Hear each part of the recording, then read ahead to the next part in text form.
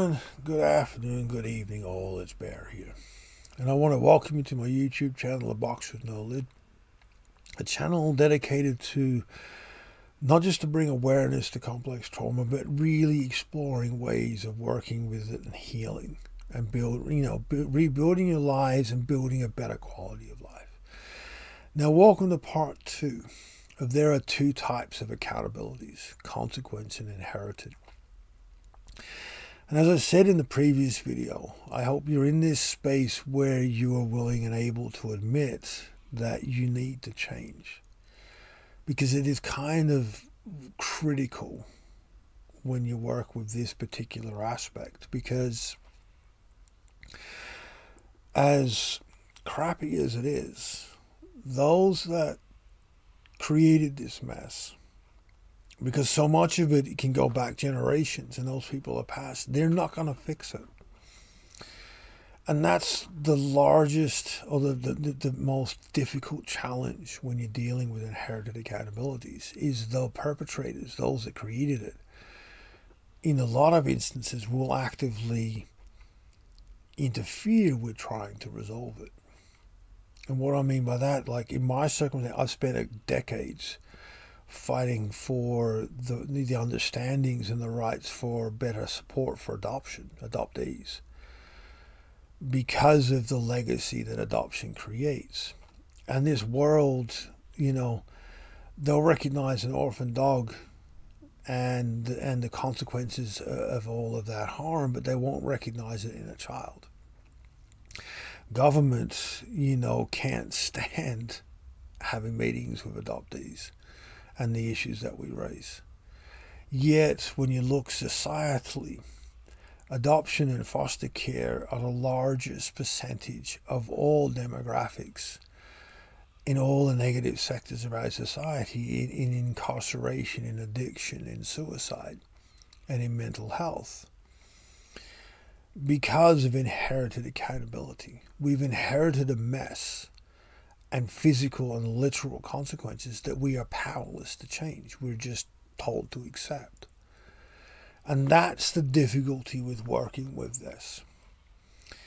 Now, for you parents out there that are going, oh crap, I know I want to try to work with this stuff with your children, especially young ones, there's an excellent way you can start. But the number one thing to understand is you cannot prevent the flow on.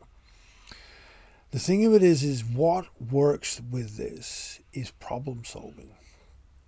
The skill and art of learning how to problem solve. To not delve into the personal aftermath of flow-on effects from what this triggers, but in how do I solve this for me? This is not fixing the world, this is how do I solve this for me?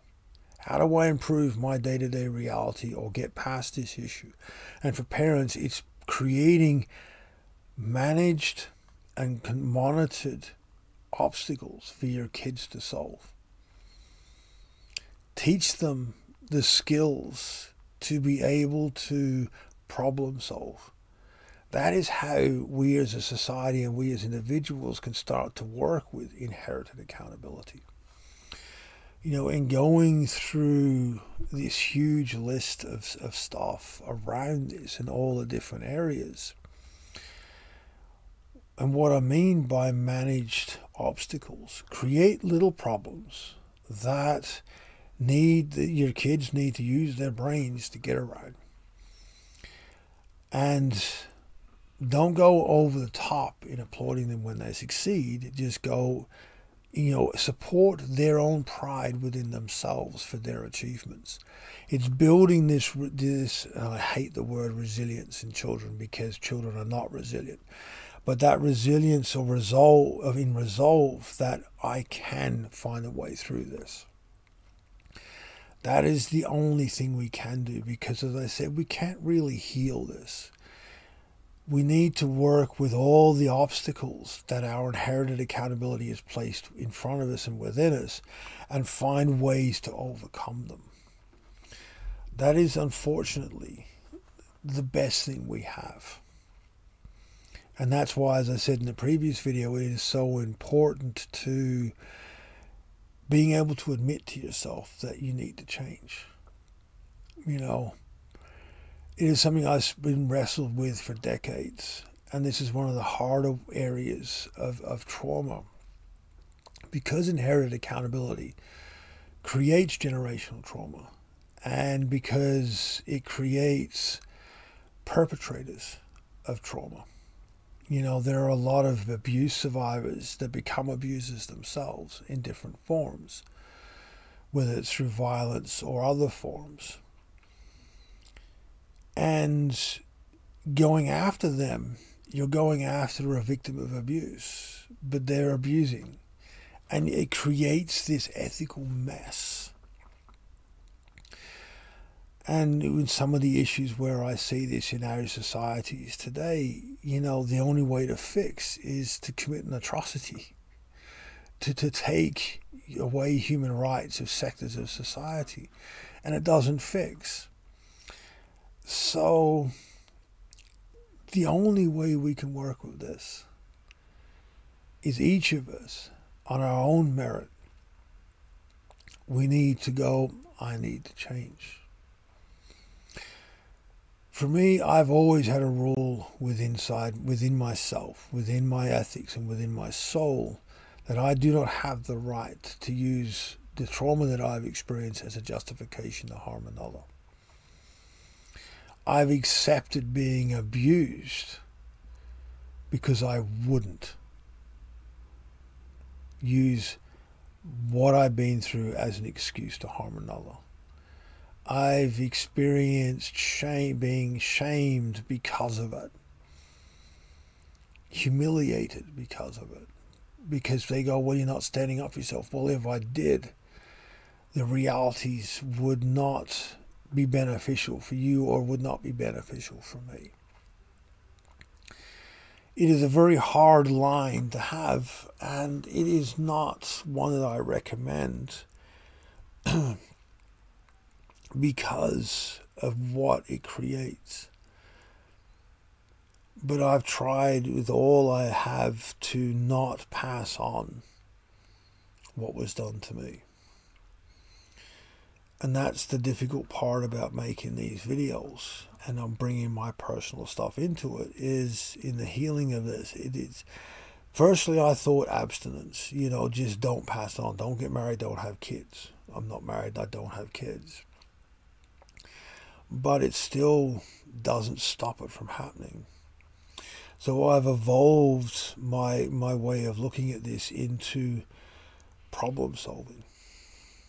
Each obstacle that comes up, enhance your knowledge and skills to solve that problem. And if enough of us adopt that in our way of thinking, things will start to change within ourselves and then as a ripple effect within our communities. That is how we resolve inherited accountability. It's not going to fix itself, and nobody out there is going to fix it.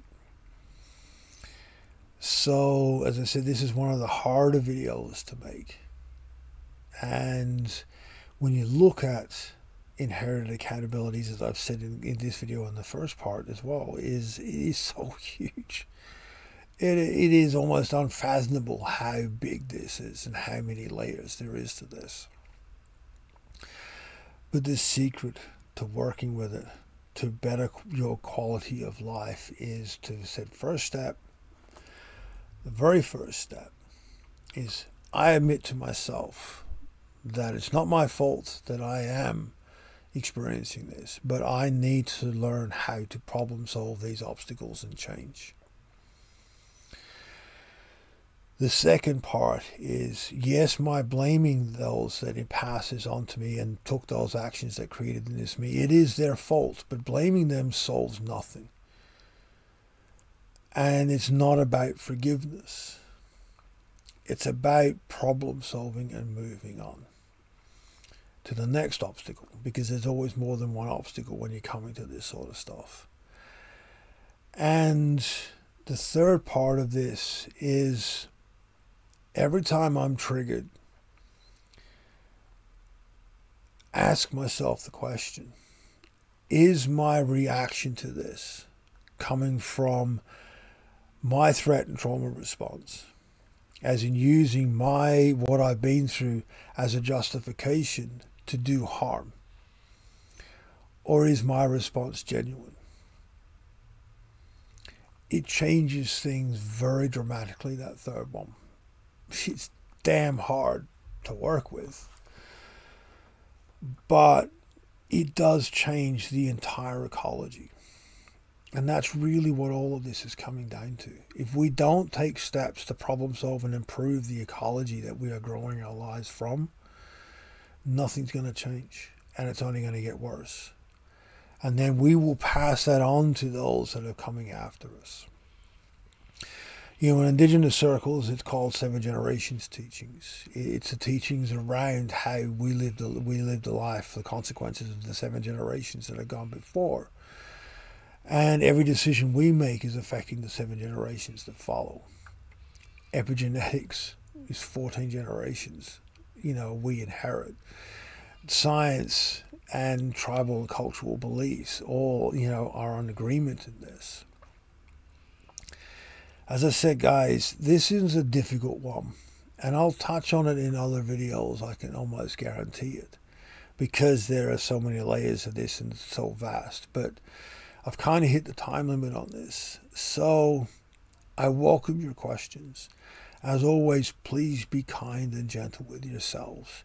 Take the time to really sit and look at how you can learn to problem solve the obstacles this stuff creates. And let's create a better world by creating a better world for ourselves. I look forward to seeing you guys next time. Be safe and well.